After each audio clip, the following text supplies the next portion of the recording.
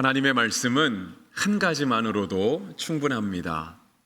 그 말씀은 길 수도 있고 짧을 수도 있고 또 우리가 기억할 수도 있고 때때로 기억하지 못할 수도 있고 심지어는 그 말씀이 우리에게 감동을 줄 수도 있고 주지 않을 수도 있지만 하나님의 말씀은 한마디만으로도 충분하고 완전합니다.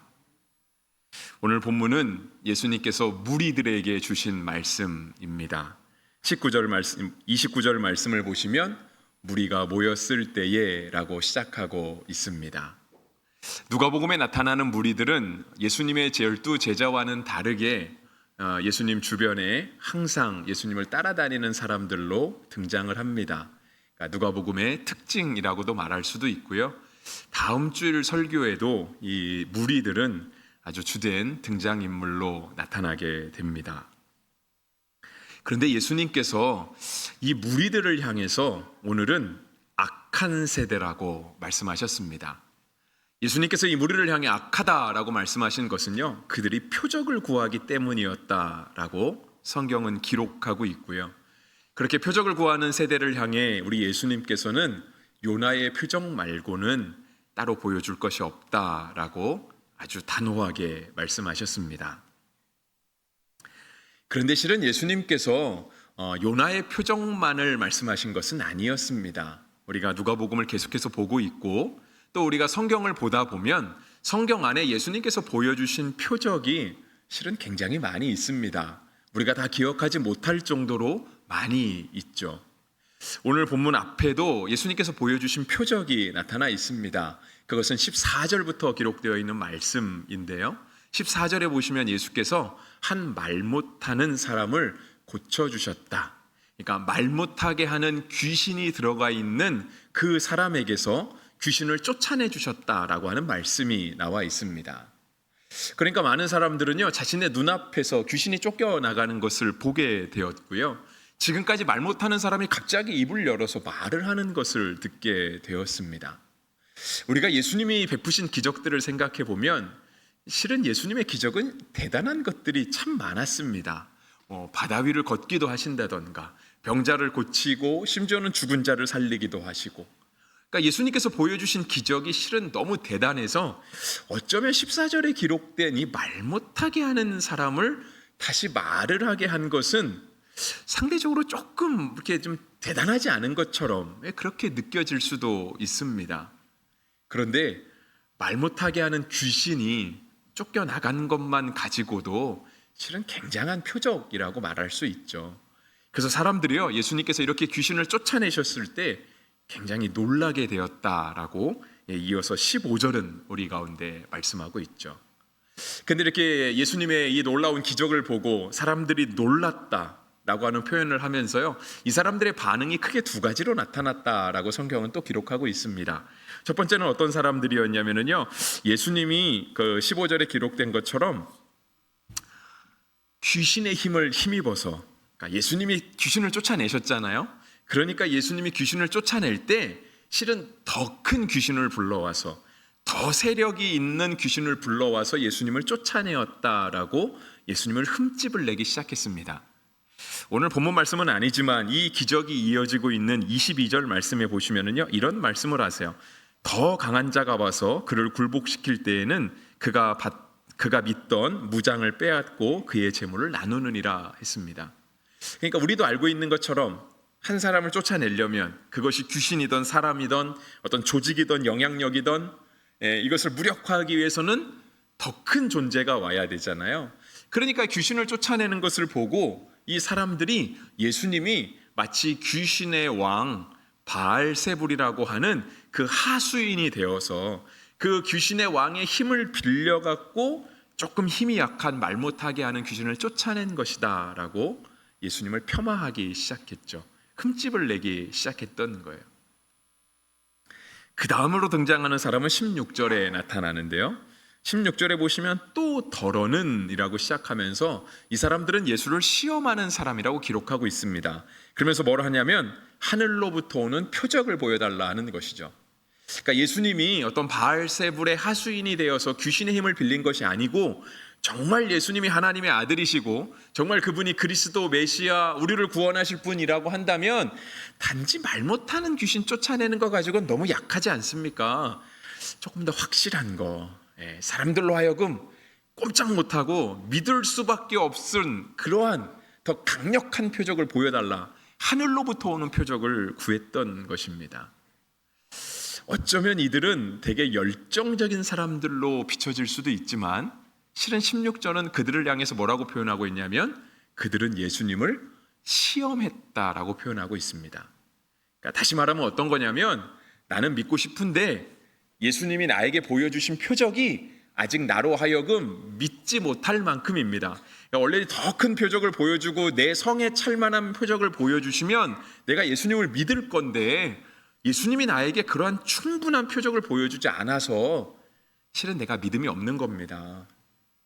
그러니까 내가 믿지 못하는 핑계를 지금 다시 하나님께 돌리고 있는, 예수님께 돌리고 있는 거예요. 그러니까 나를 설득해봐라 이거죠. 한번 해보시죠. 나로 하여금 용납할 수 있을 만큼 납득할 만한 그런 좀 굉장한 표적을 한번 더 보여봐 주십시오. 그렇게 말하고 있는 거예요. 그러니까 예수님께서 이 세대를 향해서 악한 세대다라고 주님이 규정하시는 거예요. 그러면서 예수님께서 말씀하신 29절 오늘 본문에 보시면은요, 요나의 표적밖에는 보일 표적이 없나니라고 말씀하셨습니다. 예수님께서 말씀하신 요나의 표적은요, 구약 성경에 기록된 요나라고 하는 책에 기록된 말씀입니다. 그러니까 이제 선지자 이름이 요나였거든요. 그런데 저 구약 성경에도 보면 요나, 그러니까 선지자의 이름을 딴 책이 있습니다. 그래서 우리가 이렇게 예언서 같은 것들을 말할 때는요, 좀 구별하기 위해서 선지자 이름은 그냥 선지자 이름으로 부르고 그 선지자 이름을 딴 책은 끝에다가 이제 책서자를 붙이는 경우가 많이 있습니다. 그러니까 이제 요나서라고 이렇게 부르는 경우가 있죠. 실은 이제 요나서라고 하는 거는 성경이 없고요, 요나라고 하는 성경이 있습니다. 근데 이제 선지자와 구별하기 위해서 이렇게 편의상 분류를 했을 뿐인데요. 어느 날 하나님께서 이 요나라고 하는 선지자에게 말씀하셨습니다. 우리 하나님께서 요나에게 말씀하신 것은 니느웨라고 하는 성읍에 가서 그들에게 회개의 복음을 전해라, 회개의 말씀을 전해라 라고 하는 것이었습니다. 요나는 하나님의 사람 선지자였기 때문에 하나님의 말씀을 듣고 하나님의 말씀에 순종해서 니느웨로 가야 했지만 실은 이런 하나님의 말씀을 들은 요나는 니느웨로 별로 가고 싶은 마음이 없었습니다. 왜냐하면 당시 니느웨는 그 주변의 모든 국가, 그 당시 이 전 세계라고 말할 수 있는 그 고대 근동 지방의 패권을 쥐고 있는 아수르라고 하는 제국의 수도였습니다. 그러니까 그 당시 이 주변의 나라들은요, 어떻게든 이 아수르에게 잘 보여야 되는 거예요. 왜냐하면 자꾸 와서 괴롭히고 조공을 받아가고 좋은 거 다 뺏어가니까. 그리고 심지어는 와서 아예 정복을 하거든요. 그래서 이제 피지배 민족, 식민지로 삼아 버리는 거예요. 그러니까 어떻게든 주변에서는 이 아수르에게 잘 보여야만 하는 것입니다. 그러한 주변 나라 중에 하나가 바로 이스라엘 나라였죠. 이스라엘 나라도 아수르에게 잘 보여야만 했습니다. 핍박을 당하지 않기 위해서, 살아남기 위해서. 그러니까 그런 나라에 가서 복음을 전하라고 하니, 특별히 회개의 복음을 전하라고 하니 이 요나가 별로 가고 싶지가 않았습니다. 그러니까 우리 말로 생각해 보면 이렇게 생각하실 수 있을 것 같아요.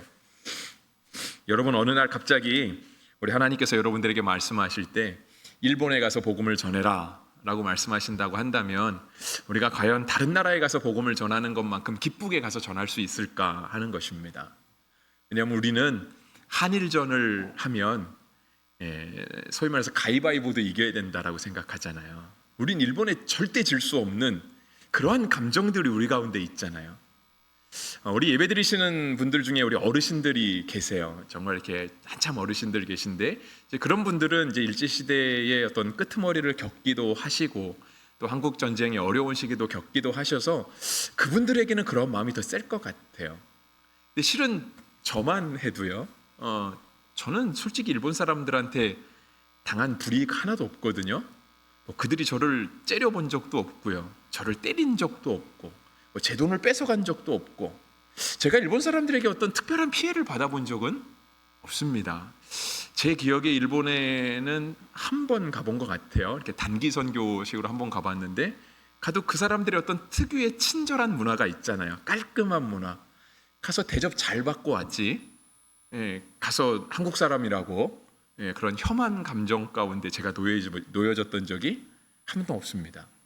근데 왠지 우리는 일본에 가서 복음을 전해야 된다라고 한다면 그게 왠지 싫은 거예요. 하나님 다른 나라 가면 안 되겠습니까? 이렇게 되는 그런 마음이 일어난다는 거죠. 요나의 마음이 그랬던 거예요. 요나의 마음. 아수르 가서 복음 전하라고 하니까 요나가 너무 싫었던 거거든요.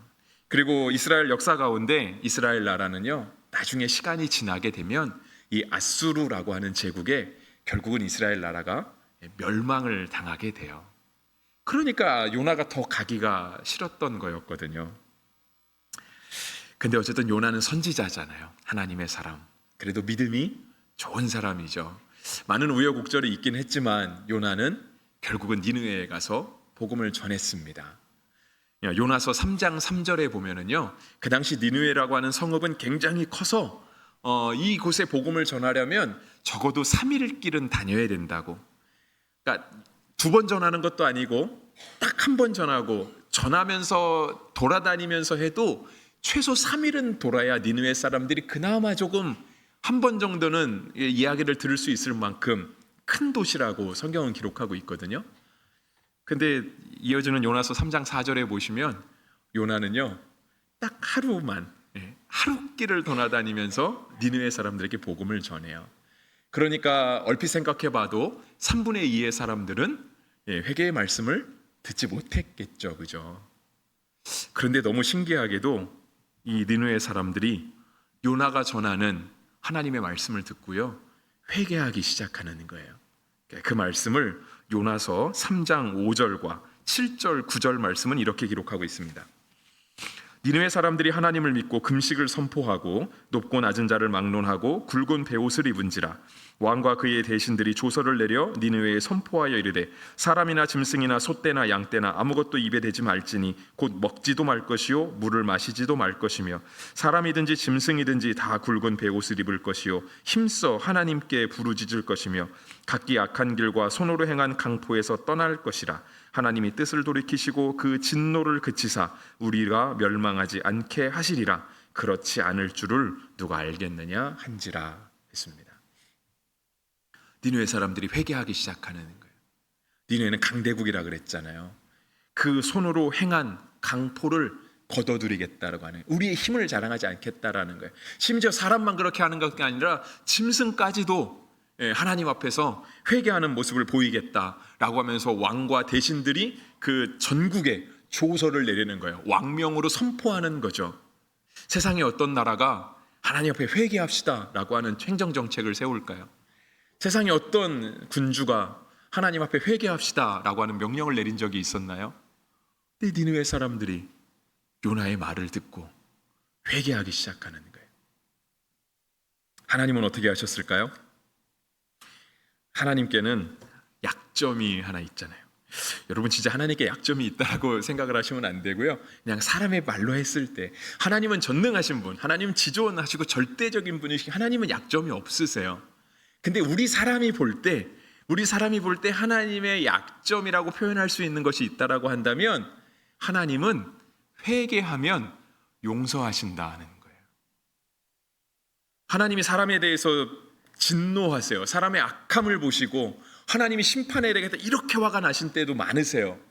그런데 그럼에도 불구하고 그 사람들이 하나님 앞에 회개하기 시작하면 하나님은 언제 화를 내셨나, 언제 진노를 품으셨나 할 정도로 그 모든 것을 다 잊어버리시는 거예요. 이게 마치 사람이 볼 때는 하나님의 약점이구나 라고 여겨지는 거죠. 니느웨 사람들이 회개했거든요.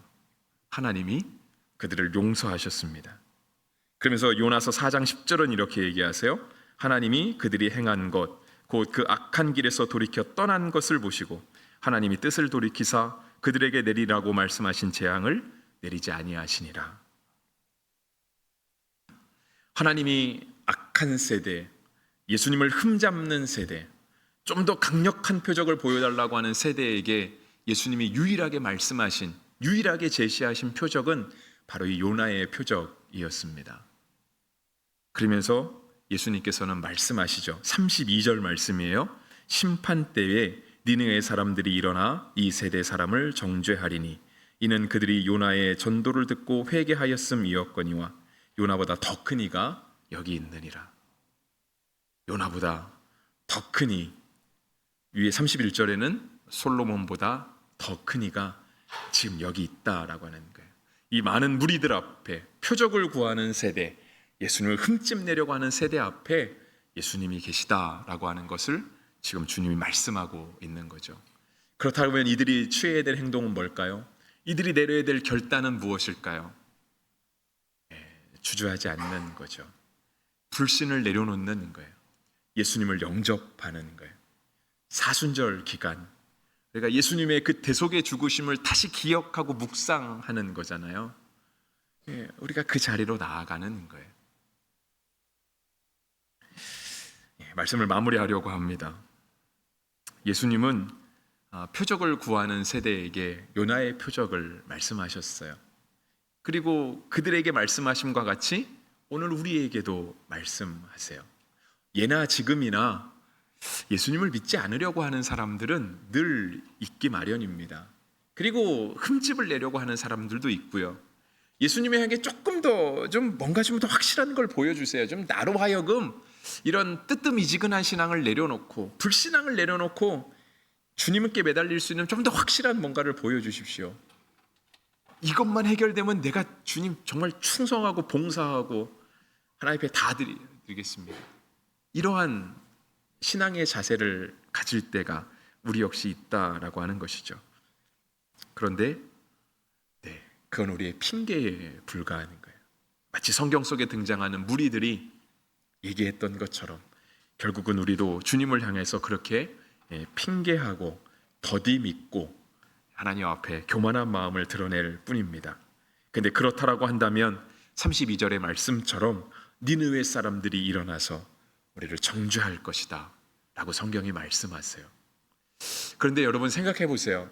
성경 속 니느웨 사람들, 그 과거 사람들이 다시 소환돼서 우리를 정죄하지 않아도요, 그러니까 성경의 말씀까지 들이대지 않아도 우리가 예수님을 믿기에 주저하고 정말 우리가 예수님을 제대로 믿지 않는다라고 한다면 분명 우리와 동시대를 살아가는 우리 주변의 사람들도 우리를 정죄할 겁니다.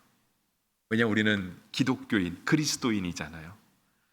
그리스도인이라고 하더니 도리어 그리스도를 제대로 안 믿네. 예수님 믿는다고 하더니 예수님 제대로 안 믿네. 굳이 니느웨 사람들을 소환하지 않아도 우리와 함께 우리의 일상을 살아가는 동시대의 사람들이 우리를 향하여 손가락질하고 우리의 믿음이 없음을 지적할 거예요. 예수님은 이미 우리에게 충분한 은혜를 주셨습니다. 예수님은 정말 한 말씀만 가지고도, 하나의 모습만 가지고도 이미 우리를 변화시키시고 우리로 하여금 구주로 믿을 수밖에 없는 넘치는 은혜를 베풀어 주시죠. 근데 우리가 잘 그렇게 못하는 경우가 있습니다. 저는 그게 저 같은 이 목사들의 잘못이 아닌가 하는 생각을 해봐요. 왜 그런 생각하냐면 목사님들이 설교할 때 간혹가다 그런 말씀들 하세요. 우리가 주님 앞에 더 큰 은혜를 받읍시다. 우리가 알지 못하는 새로운 은혜를 받읍시다. 목사들이 맨날 그렇게 얘기하고 기도하고 하거든요. 근데 여러분, 더 큰 은혜, 더 크고 어디까지 커져야 될까요? 맨날 새로워지고 어디까지 새로워져야 될까요? 물론 우리는 주님의 그 높고 위대하심에 다 다다를 수 없어요. 우리가 아무리 커지고 새로워져도 주님은 늘 우리에게 그렇게 은혜를 주실 거예요. 근데 우리가 맨날 주님 앞에 주님 제가 알고 있는 은혜 말고요, 주님 제가 이미 익숙하고 식상한 거 말고요, 조금 더 새로운 거, 조금 더 나를 감동시킬 만한 거, 하나님 그런 은혜 주십시오. 어쩌면 목사들이 맨날 그렇게 설교해서 우리가 그런 은혜를 받지 않으면 나에게 은혜가 임하지 않았다라고 생각하는 그런 경향이 생기게 되지 않았나 싶습니다. 그런데 이미 주님은 우리에게 충분한 은혜를 주셨습니다. 우리로 하여금 핑계하지 못할 만큼 우리에게 넘치는 은혜를 주셨죠. 그래서 20절 말씀에는 이렇게 기록하고 있습니다. 그러나 내가 만일 하나님의 손을 힘입어 귀신을 쫓아낸다면 하나님의 나라가 이미 너희에게 임하였느니라. 정말 예수님께서 말 못하게 하는 귀신을 쫓아내신 것이 어떠한 바알세불이라고 하는 귀신의 왕을 힘입어서 쫓아낸 것이 아니고, 그것만으로 불충분하다고 말하는 어떤 그러한 마음이 아니라 정말 주님이 하나님의 아들로서, 정말 주님이 구주로서 귀신에 매여 사는 사람, 말 못하게 하는 사람, 그를 해방시키기 원하시고 그를 구원하기 원하시는구나 라고 하는 것을 우리가 믿음으로 고백한다면 하나님의 나라가 이미 우리 가운데 임하여 있다라고 주님이 말씀하시는 거예요. 우리에게 충분한 은혜를 주신 하나님, 우리에게는 이미 하나님의 나라가 임하여 있습니다. 우리 삶에 임하신 하나님의 나라를 더욱더 충만하게, 흥왕하게 누리시는 은혜가 있기를 주의 이름으로 축복합니다.